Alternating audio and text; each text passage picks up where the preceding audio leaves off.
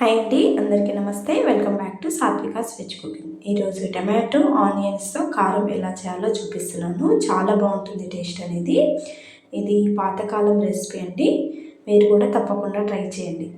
ఇది ఇడ్లీలోకి కానీ దోశలోకి కానీ ఏ రెసిపీకైనా ఈ చట్నీ ఒక్కసారి వేసేసుకొని కొంచెం నెయ్యి వేసేసుకొని ట్రై చేయండి.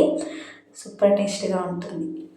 ఇలా ఇప్పుడు ఆనియన్స్ కట్ చేసుకొని ఒక ప్లేట్లోకి వేసేసుకోండి. ఇప్పుడు ఒక 4 టమాటోలు తీసుకొని ఇలా టమాటోలు అనేది ఈ విధంగా కట్ చేసుకోవాలి. వీడియోలో చూపిస్తున్నట్టుగా ఒక టమాటోలు అయితే 2 ముక్కలు అయితే సరిపోతుంది. ఇలా కట్ చేసుకొని పెట్టేసుకోండి.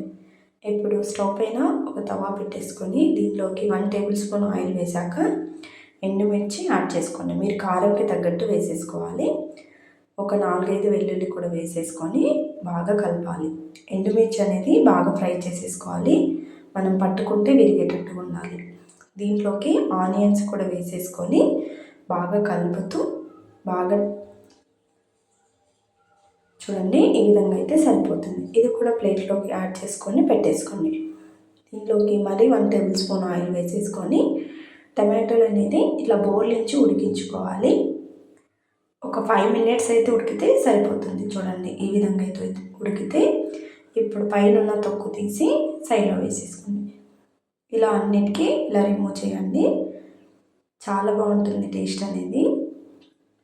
ఇప్పుడు ఒక పెద్ద ప్లేట్ తీసుకొని దీంట్లోకి ఎండుమిర్చి ఆనియన్స్ వేసేసుకొని ఇలా ఒక్కసారి ఇలా నొక్కుతూ ఎండుమిర్చి అనేది చిన్న ముక్కల కింద చేసేసుకోండి.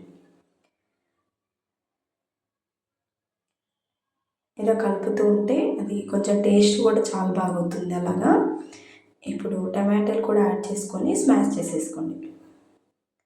మిక్సీకి కూడా పట్టేసుకోవచ్చండి, కాకపోతే ఇలా చేయడం వల్ల టేస్ట్ అనేది బాగుంటుంది. ఇలా బాగా కలుపుతూ ఇలా ఈ విధంగా అయితే సరిపోతుంది. ఇప్పుడు దీనిలోకి సాల్ట్ చూసి వేసేసుకోండి. ఒక 1/2 స్పూన్ అయితే సరిపోయింది. కొంచెం పసుపు ఇలా వేసేసుకొని ఒకసారి కలిపేసుకోండి. మీ దగ్గర కొత్తిమీర ఉంటే యాడ్ చేసుకోండి. నేను వేయలేదు, కావాలంటే వేసేసుకోవచ్చు. కొత్తిమీర కానీ కరివేపాకు కానీ వేసేసుకోండి. ఇలా వేసేసుకొని మరొకసారి కలిపి ఇలా రైస్లో కానీ చపాతీలో కానీ కొంచెం నెయ్యి వేసేసుకొని తింటే టేస్ట్ అనేది చాలా బాగుంటుంది.